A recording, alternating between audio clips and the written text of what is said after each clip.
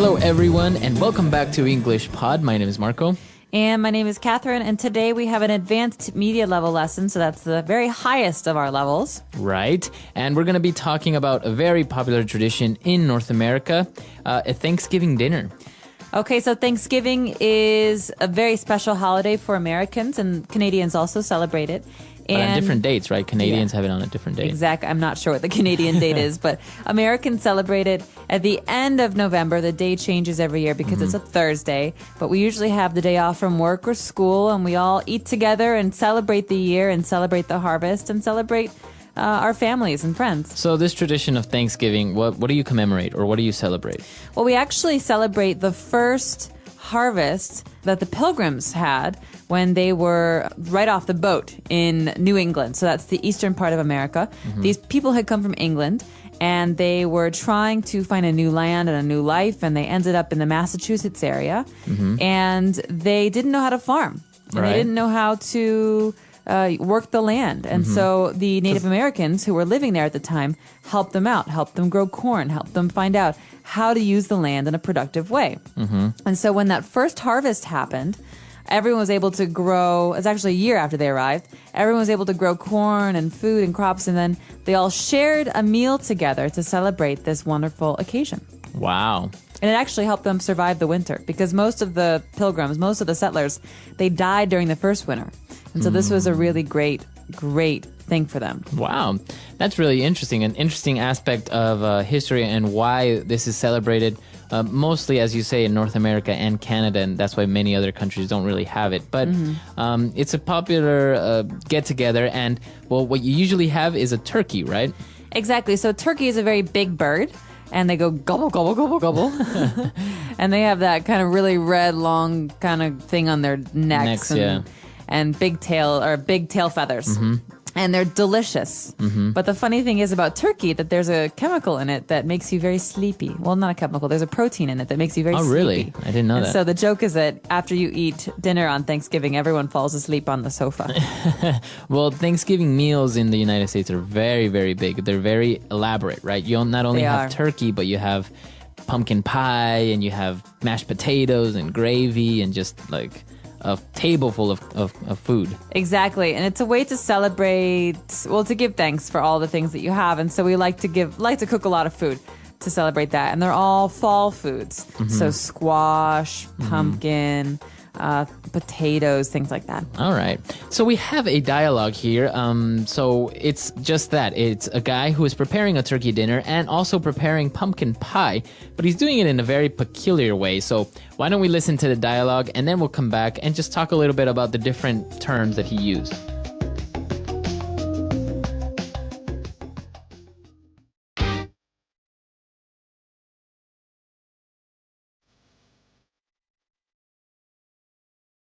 Hello everyone and welcome back to our show. Today we are going to learn how to cook the perfect Thanksgiving turkey. I will share a secret that I have kept for over 30 years on how to cook the perfect, most mouth-watering, juiciest turkey in the world. Let's get started. First of all, we must bring out our key ingredient, whiskey. You see, the grains used to make whiskey along with the alcohol brings out the flavor of the turkey meat. Let's pour 1 cup of whiskey on the turkey and serve yourself a cup as well. Cheers. That's good 12-year whiskey right there. Okay, back to our turkey. Preheat your oven to 475 degrees Fahrenheit. Now have another cup of whiskey. Now that the oven is hot, we place our bird on a rack inside a roasting pan. Let's add some whiskey to give it some extra flavor. And let's have another cup. That hit the spot. There we go. We can leave it in there for the next 45 minutes. In the meantime, let's have another sip of whiskey and start with our delicious pumpkin pie. Lightly whisk together 2 eggs and the extra yolk in a large bowl. Once that's ready, we can put sugar, spices such as cloves, grated nutmeg, and cinnamon with some cream and dark rum into a saucepan. Slowly bring up to simmering point, stirring occasionally. Now, you may notice that we are using some dark rum in this pie. This is because the richness of the pumpkin is beautifully enhanced by the dark rum. So to celebrate this great occasion, pour yourself a glass. Cheers! Now that we have finished with the filling, let's bake the pie for 45 to 50 minutes until the filling has puffed up around the edges and the center is almost set. All done. A cup of rum to celebrate the completion of this great Thanksgiving dinner.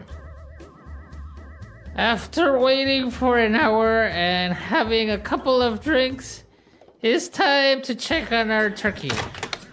Take the turkey out of the oven. Pick the turkey off of the ground. Don't worry, it will add flavor to this recipe. Now also remove the pie from the oven and serve while still hot.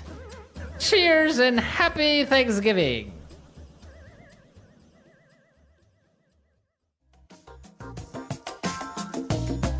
All right, we're back. So I think this is going to be one great Thanksgiving dinner for him. Oh my gosh. And talking about this is making me so hungry. This always happens when we have food lessons. What about, do you have any family members who actually drink a little bit too much during Thanksgiving? Yes, and I won't say who. All right. So as he was preparing the Thanksgiving dinner, he mentioned a couple of things. For example, a mouth-watering turkey. Mouth-watering. So this is a way to say appetizing. You know when you see something delicious on TV and Your mouth starts to water. You're salivating. That means that your brain is telling you that you want to eat it. Right. And so your mouth starts to water. So we say that something that's very appetizing, something that looks like it will taste very, very good, it's mouth-watering. Mouth-watering. All right, so he was preparing a mouth-watering turkey. Mm-hmm. So moving on, he mentioned that he had a key ingredient for his turkey, and it was whiskey. Not only whiskey, but 12-year whiskey. Okay, so the thing about whiskeys is that oftentimes on the label of a bottle, they'll advertise how old the whiskey is because you pay more for older whiskeys. They have better taste in many cases. Well, I guess it depends. But in this case, it's a 12-year whiskey. That means that it was stored in a cask for 12 years to let it age. And then they sell it after 12 years. And so that's the special ingredient. That's the special ingredient, 12-year whiskey. And well, he not only put it on the turkey, but also he had a couple of drinks himself. And in one of those, he mentioned that hit the spot.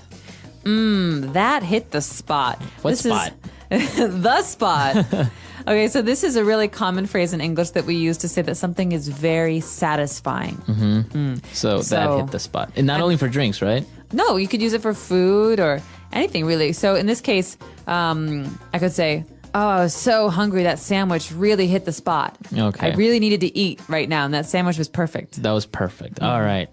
So that hit the spot. Now, when he referred to the turkey, in one occasion he said, we place our bird on a rack. All right, so what's a bird and what's the rack? Okay, so this is really interesting. We talk about the turkey oftentimes when we're making commercials or talking about recipes as the bird.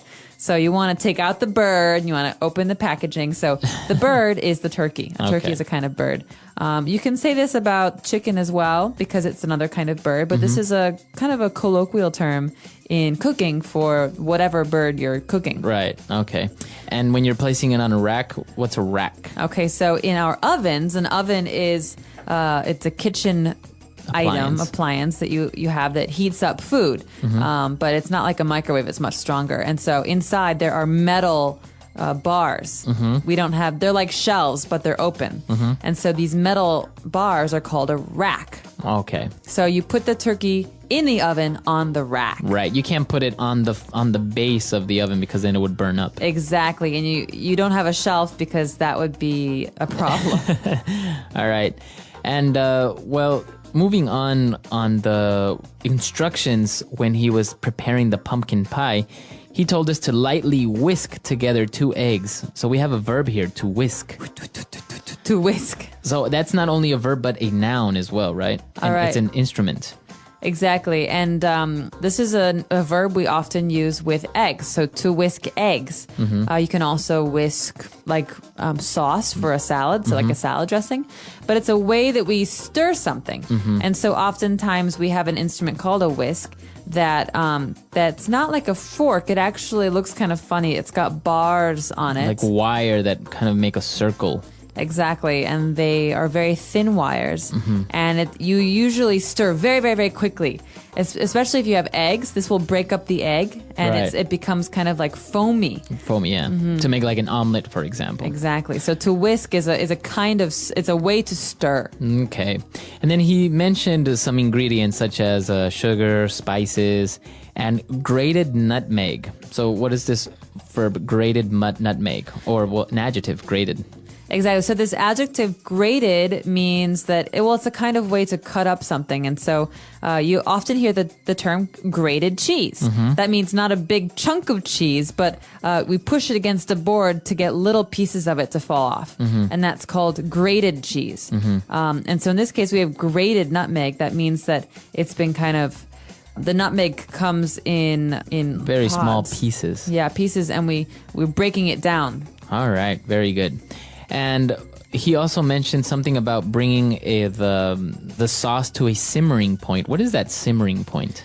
Okay, simmering point is a time when you're cooking where the liquid goes from being calm to being very agitated and moving. But it's not boiling, right? No, boiling means you have big bubbles. Right. Like boiling water. But simmering is where it's kind of little bubble. There's a little bit of action on the surface of the liquid, but it's not boiling. It's in the middle between flat and calm and agitated and boiling. Okay, so that's the simmering point. Very good. And that's pretty much all of the interesting phrases in the dialogue. There are a lot more, but we don't really have time to cover that huge amount of rich vocabulary. So why don't we listen to this dialogue one last time?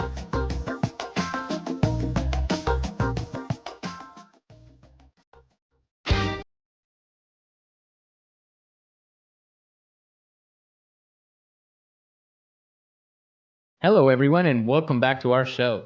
Today we are going to learn how to cook the perfect Thanksgiving turkey. I will share a secret that I have kept for over 30 years on how to cook the perfect, most mouth-watering, juiciest turkey in the world. Let's get started. First of all, we must bring out our key ingredient, whiskey. You see, the grains used to make whiskey along with the alcohol brings out the flavor of the turkey meat. Let's pour 1 cup of whiskey on the turkey and serve yourself a cup as well. Cheers. That's good 12-year whiskey right there. Okay, back to our turkey. Preheat your oven to 475 degrees Fahrenheit. Now have another cup of whiskey. Now that the oven is hot, we place our bird on a rack inside a roasting pan. Let's add some whiskey to give it some extra flavor. And let's have another cup. That hit the spot. There we go. We can leave it in there for the next 45 minutes. In the meantime, let's have another sip of whiskey and start with our delicious pumpkin pie. Lightly whisk together 2 eggs and the extra yolk in a large bowl. Once that's ready, we can put sugar, spices such as cloves, grated nutmeg, and cinnamon with some cream and dark rum into a saucepan. Slowly bring up to simmering point, stirring occasionally. Now you may notice that we are using some dark rum in this pie. This is because the richness of the pumpkin is beautifully enhanced by the dark rum. So to celebrate this great occasion, pour yourself a glass. Cheers! Now that we have finished with the filling, let's bake the pie for 45 to 50 minutes until the filling has puffed up around the edges and the center is almost set. All done. A cup of rum to celebrate the completion of this great Thanksgiving dinner. After waiting for an hour and having a couple of drinks, it's time to check on our turkey. Take the turkey out of the oven. pick the turkey off of the ground. Don't worry, it will add flavor to this recipe. Now also remove the pie from the oven and serve while still hot. Cheers and happy Thanksgiving!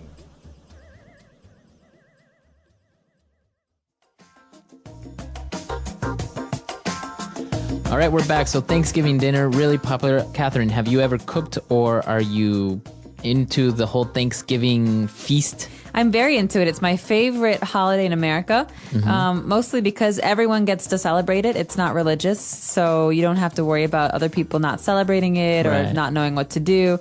And it's also a celebration about family and food, and so it's a wonderful experience to have Thanksgiving because you're with everybody. And we always say in America that if someone doesn't have a place to go on Thanksgiving, you should invite them to your house. That's true. And so it's a very inviting and warm holiday. And I love cooking, and I love being in the kitchen, and I love having people in the house cooking. And so, yeah, I've definitely been a part of the cooking side of things. Now, in many movies, they kind of mock this holiday because it's a time where everyone gets together, as you say, no matter religion, creed, or race.